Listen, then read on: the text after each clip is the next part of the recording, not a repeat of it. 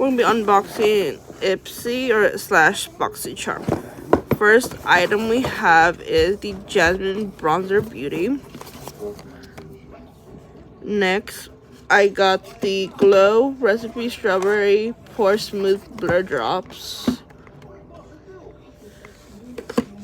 Next, I'm getting the Hydrating Bright Collagen Eye Restoring Pads. Next is the Anastasia Beverly Hills Lash Sculpt Lengthening and Volumizing Mascara. And next is the Haus Labs Matte Lipstick in the shade